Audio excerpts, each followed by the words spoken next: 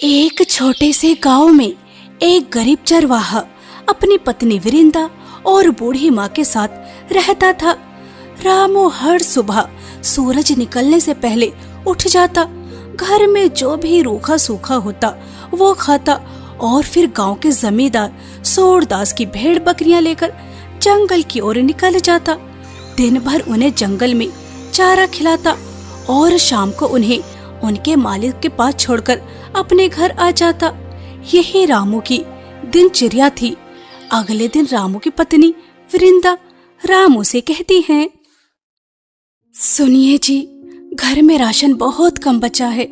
आधी प्याली आटा और एक मुट्ठी चावल के दाने, और माँ जी को भी वेद जी को दिखाना है। वृंदा, तुम परेशान मत हो। शाम को आते समय मैं राशन भी ले आऊंगा और जमींदार से दोबारा उधार मांगने की कोशिश करूंगा ताकि हम माँ को वेद को दिखा सकें। रामू अपनी पत्नी से यह बोलकर अपने छोटे से कच्चे मकान से बाहर निकलता और सीधा जमींदार के पास जाता। जमींदार जी, अपनी भेड़ बकरियां दे दीजिए। रामू, क्या बात है? तुम मीना का अच्छे से ख्याल नहीं रख रहे, उसे अच्छे से चारा नहीं खिलाते। दिन पर दिन दुबली होती जा रही है। ठीक है जमींदार जी, आज से मैं मीना का खास ख्याल रखूंगा। उसे ताजी ताजी हरे हरे पत्ते भी खिलाऊंगा। मीना का अच्छे से ध्यान रखना। इतना कहकर जमींदार चला जाता है और रामू जमींदार की भेड़ बकरियों को लेकर जंगल की ओर निकल जाता। वो जंगल में जाकर भेड़ बकरियों को चारा खिलाता है। दोपहर हो चुकी थी। रामू थक चुका था। वो थोड़ा आराम करने के लिए एक पेड़ की छांव में बैठ जाता है। कुछ देर आराम करने के बाद वो उठता है। 1 2 3 4, 1 2 3। अरे, आज तो मैं 4 भेड़ और 4 बकरियां चराने के लिए लेकर आया था, लेकिन 4 भेड़ तो हैं, लेकिन बकरियां सिर्फ 3। मीना नजर नहीं आ रही। रामू अपने साथ जंगल में 4 भेड़ और 4 बकरियां चराने के लिए लेकर आया था, लेकिन जब वो वापस उन्हें अपने साथ घर ले जाने के लिए एकजुट करता है तो उसे एक बकरी कम नजर आती है, जिसे देखकर वो बहुत ज्यादा परेशान हो जाता है। इस गरीब चरवाहे पर मुसीबत का पहाड़ क्या कम था जब मीना भी नहीं मिल रही। जमींदार ने आज खास नसीहत की थी कि मीना को अच्छे से ख्याल रखना, और आज ही मीना न जाने कहाँ चली गई। रामू उस बकरी के गुम हो जाने की वजह से बहुत परेशान था। वहीं जंगल में 2 लकड़हारे अर्जुन और मुकेश लकड़ियां काट रहे थे। तभी उन्हें झाड़ियों के पीछे मीना नजर आती है, जिसे देखकर उनके मन में लालच उत्पन्न हो जाता है। मुकेश, इस बकरी को बाजार में बेचकर आते हैं, आज तो अच्छी कमाई हो जाएगी। तुम ठीक कहते हो, बकरी रामू लेकर आया था, नुकसान भी वही भरेगा। हमें इससे क्या, हमारे हाथ तो सोने की मुर्गी लग गई है। मुकेश और अर्जुन उस गरीब चरवाहे के बारे में कुछ नहीं सोच रहे थे। वो लालच में अंधे हो चुके थे। मुकेश और अर्जुन बकरी ले जाने लगते हैं कि तभी उन्हें झाड़ियों में कुछ सुनहरी किरणें नजर आती हैं, जिसे देखकर उनकी आंखें चकाचौंध हो जाती हैं। झाड़ियों के पीछे क्या सोना दबा हुआ है जहाँ से इतनी सुनहरी किरणें निकल रही हैं? दोनों लकड़हारे उस सुनहरी किरण के पीछे जाते हैं तो उन्हें झाड़ियों के पीछे एक सुनहरा हिरण नजर आता है, जो बहुत ज्यादा चमक रहा था, जो पूरा सोने का बना हुआ था। सोने के हिरण को देखकर तो उनके मुंह में पानी ही आ जाता है। अरे अनुज भाई, लोग सही कहते हैं, ऊपर वाला जब देता है छप्पड़ फाड़ कर देता है। अरे, सोने की हिरण की कीमत क्या होगी मैं तो हिसाब भी नहीं लगा सकता। दोनों भाई लालच में इतने अंधे हो चुके थे, उनके हाथ में जो बकरी थी उसे भी छोड़ देते हैं और उस हिरण के पास जाते हैं। जैसे ही वो उस सोने के हिरण के पास जाते हैं तो वो दोनों सोने के हिरण की चमक सहन नहीं कर पाते और उल्टे पैरों दुम दबाकर वहां से भाग जाते हैं। लालची लोग थे, इसीलिए मेरे प्रकाश को सहन नहीं कर पाए। कुछ ही क्षण में सोने का हिरण वहां से गायब हो जाता है। वहीं दूसरी तरफ जंगल में रामू मीना को ढूंढ ढूंढ कर थक चुका था। तभी रामू को उसका पड़ोसी किशोर मिलता है। अरे रामू भाई, बहुत परेशान नजर आ रहे हो, सब ठीक तो है ना? क्या खाक ठीक है, मीना नहीं मिल रही। अच्छा रामू भाई, वही जमींदार की सफेद बकरी जिसकी कमर पर एक निशान भी है?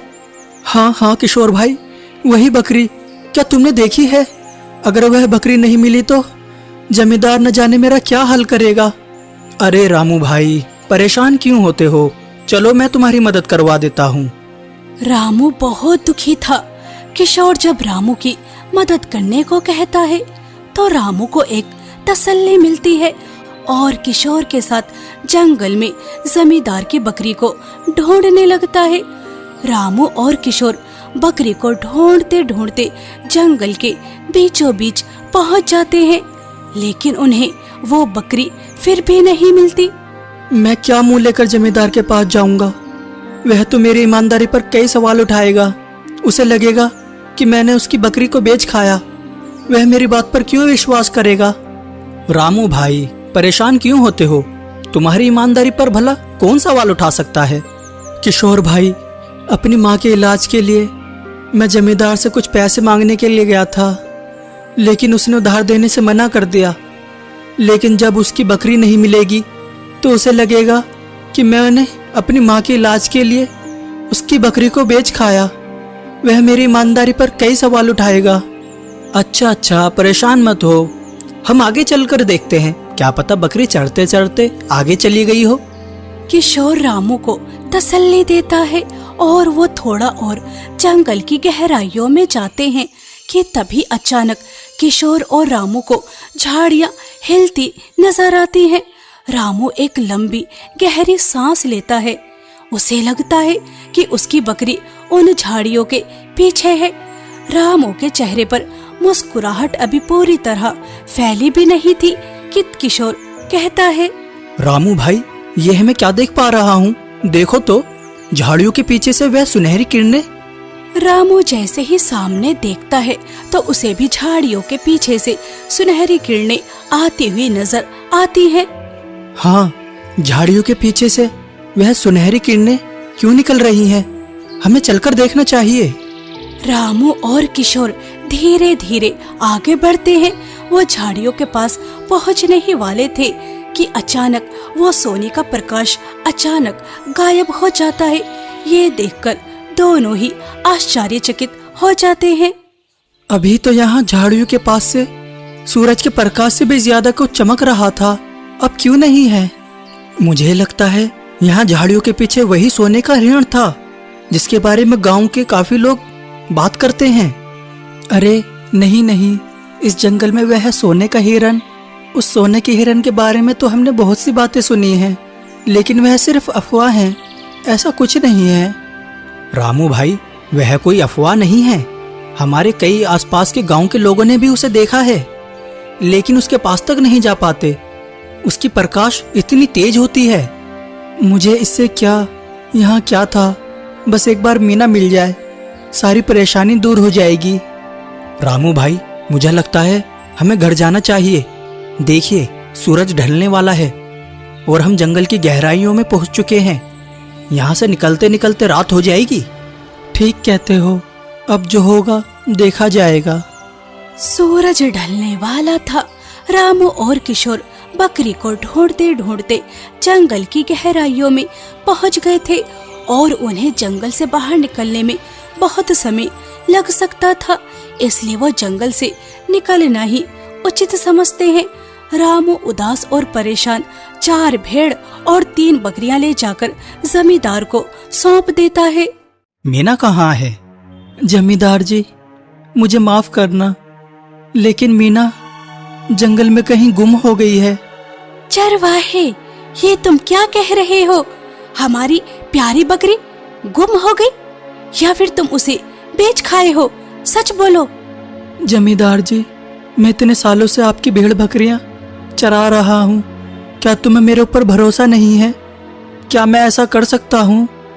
गरीबी इंसान से क्या कुछ नहीं करवा लेती। मैंने तुम्हें उधार देने से मना कर दिया तो तुमने मीना को बेच दिया। यह बात सत्य है कि मुझे पैसों की आवश्यकता थी, इसलिए मैंने आपसे उधार मांगा। लेकिन यह झूठ है कि मैंने पैसों के लिए मीना को बेच दिया। मेरी ईमानदारी पर शक मत कीजिए। जब पैसों की आवश्यकता पड़ती है तो अच्छे अच्छे डगमगा जाते हैं। बचपन से मेरी माँ ने मुझे यही सिखाया है, चाहे 1 रुपया कमाओ लेकिन ईमानदारी से। उसमें बेईमानी का एक कण भी नहीं होना चाहिए। बेईमानी की कमाई हुई दौलत कभी सुकून नहीं देती। अजी, आप इस बेईमान चरवाहे की बात सुन ही क्यों रहे हो? या तो हमारी बकरी वापस करे या फिर इस पर भारी जुर्माना लगाइए। जमींदार जी, मैं बेईमान नहीं हूँ। मुझ पर यह झूठा इल्जाम मत लगाओ, यह सरासर झूठ है। मैं तुझ पर भरोसा करता था, तुझे ईमानदार समझता था और तू बेईमान निकला। नहीं नहीं, यह सत्य नहीं है। मीना को मैंने बेचा नहीं है, वह जंगल में गुम हो गई है। मैं बेईमान नहीं हूँ, मेरी ईमानदारी पर शक मत करो। रामू, तुम्हारे पास कल तक की मोहलत है। या तो मुझे मेरी मीना वापस कर दो या फिर तुम्हारे ऊपर 10,000 का जुर्माना लगता है। 10,000 रुपये? नहीं नहीं जमींदार जी, मेरे ऊपर इतना बड़ा जुर्माना मत लगाइए। मैं गरीब चरवाहा इतने पैसे कहाँ से दूंगा? गांव वाले जो तुम्हारी ईमानदारी की मिसाल देते हैं, कल उन्हें बताऊंगा कि तुम कितने बेईमान, झूठे और मक्कार हो। जमींदार के मुंह से अपने लिए ये अपशब्द सुनकर रामू का तो सीना फटा जा रहा था। उसे अपने कानों पर विश्वास नहीं हो रहा था कि उसे अपनी जिंदगी में कभी ऐसे शब्दों से भी पुकारा जाएगा। रामू हताश होकर अपने घर वापस आता है। अजी, आप खाली हाथ वापस आ गए? मैंने तो कहा था राशन लेकर आना, शायद आप राशन लाना भूल गए। रामू बेटा, बहुत परेशान नजर आ रहे हो, कुछ हुआ है क्या? माँ, मैं हमेशा आपकी दी हुई सीख पर चला, कभी भी बेईमानी नहीं की, हमेशा ईमानदारी से ही कमाया। 1 रुपया कमाया लेकिन ईमानदारी से। लेकिन आज आपके बेटे की ईमानदारी पर सवाल उठ रहे हैं। बेटा, कुछ हुआ है क्या? आखिर मेरे ईमानदार चरवाहे बेटे पर किसने उसकी ईमानदारी पर सवाल उठाए? मुझे विस्तार से बता बेटा। माँ, जमींदार की बकरी जंगल में कहीं गुम हो गई है, लेकिन जमींदार को लगता है कि मैंने उसे बेच खाया और उसने उसका जुर्माना 10,000 रुपये लगाया है और मुझे बेईमान, झूठा, मक्कार, फरेबी न जाने क्या क्या कहा। ये तो हम बड़ी दुविधा में फंस गए, लेकिन तू चिंता मत कर। ऊपर वाले के घर देर है अंधेर नहीं। भले ही गरीब और अच्छे लोगों के ऊपर मुसीबतें आती हों, लेकिन ज्यादा समय तक टिकती नहीं। सच सामने आएगा, तेरी ईमानदारी सच साबित होगी। तू चिंता मत कर। माँ, अगर बकरी नहीं मिली तो 10,000 रुपये कहाँ से ला कर दूंगा और पूरे गांव में बदनामी होगी। हमें तो आपकी ईमानदारी पर पूरा भरोसा है और एक दिन जमींदार को भी सच पता चलेगा। हम आपके साथ हैं। हाथ मुंह धो लीजिए, 2 रोटी बनाई है, मिलजुल कर खा लेते हैं। रामू की माँ और पत्नी रामू को तसल्ली देती हैं और तीनों 2 रोटी प्याज के साथ बैठकर खाने लगते हैं। लेकिन रामू के गले से एक निवाला तक नहीं उतर रहा था। उसे यही चिंता सता रही थी कि वह जमींदार की बकरी कहाँ से लौटाएगा। अगर जमींदार की बकरी नहीं लौटाई तो पैसे कहाँ से देगा और गांव वाले उसे बेईमान, झूठा, मक्कार समझेंगे। रामू के लिए ये रात किसी कयामत से कम नहीं थी। सुबह होते ही वो जंगल में बकरी को ढूंढने के लिए निकल जाता है। मैं बेईमान नहीं हूँ, मैं अपनी ईमानदारी साबित कर कर रहूंगा। जमींदार को दिखाऊंगा कि मैंने उसकी बकरी बेची नहीं है। मुझे हर हाल में उसको ढूंढना ही होगा। हे प्रभु, बस बकरी को किसी जंगली जानवर ने अपना निवाला न बनाया हो, बस मुझे वह मिल जाए। रामू भूखा प्यासा जंगल में जमींदार की बकरी को ढूंढ रहा था और वो उसे ढूंढते ढूंढते जंगल की गहराइयों में पहुंच जाता है। रामू बहुत परेशान था।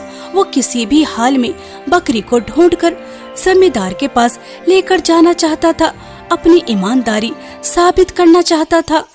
अचानक रामू को झाड़ियों के पीछे से दोबारा सुनहरी किरणें नजर आती हैं। कल भी ये चमचमाती किरणें नजर आ रही थी और आज भी। चलो चलकर देखता हूँ, आखिर यह चमचमाती किरणें कहाँ से आ रही हैं। रामू धीरे धीरे कदमों से आगे बढ़ता है और झाड़ियों को अपने हाथों से हल्के से हटाता है तो वहाँ सोने का हिरण उसे नजर आता है, जो घूर घूर कर रामू को देख रहा था। अरे यह तो वही सोने का हिरण है जिसके बारे में गांव वाले बात करते हैं। तो यह बात सत्य है, इस जंगल की गहराइयों में सोने का हिरण सच में। लेकिन मैंने तो सुना था कि इसका प्रकाश कोई भी सहन नहीं कर पाता। रामू उस सोने के हिरण को देखकर नजरअंदाज कर देता है। उसके मन में सोने के हिरण को देखकर क्षण भर के लिए भी लालच उत्पन्न नहीं होता। उसकी आंखों में लालच नहीं, सिर्फ और सिर्फ अपनी गहरी आंखों से अपनी बकरी की खोज कर रहा था। तभी सोने के हिरण से आवाज आती है, इतने सालों में आज तक जिसने भी मुझे देखा, कोई भी मेरे तेज प्रकाश को बर्दाश्त नहीं कर पाया, लेकिन तुम मुझे देख पा रहे हो, मेरे प्रकाश को बर्दाश्त कर पा रहे हो। लगता है तुम ईमानदार व्यक्ति हो। तुम मनुष्य की तरह बोल भी सकते हो? मुझे तो विश्वास ही नहीं हो रहा कि तुम बोल भी सकते हो। मैं एक जादुई हिरण हूँ जो बोल भी सकता है और मनुष्य की समस्या को भी दूर कर सकता है। तुम मुझसे अपनी एक इच्छा पूरी करवा सकते हो। बताओ, तुम्हें सोने के सिक्के चाहिए जिससे तुम धनवान बन जाओगे? क्या सच में तुम मेरी एक इच्छा पूरी कर सकते हो? कुछ भी मांग सकता हूँ मैं तुमसे। कुछ भी मांग सकते हो, लेकिन एक ही इच्छा पूरी होगी। सोच समझ कर मांगना कि तुम्हें क्या चाहिए। ठीक है, मैं एक बहुत बड़ी दुविधा में फंसा हुआ हूँ। कल जंगल में मैं भेड़ बकरियों को चराने लेकर आया था, लेकिन एक बकरी अचानक गायब हो गई। मैंने सब जगह खोजा, कहीं नहीं मिली। बस मुझे अगर वह बकरी मिल जाए तो मैं गंगा नहा लूं। तुमसे बड़ा मूर्ख मैंने अपनी जिंदगी में कभी नहीं देखा।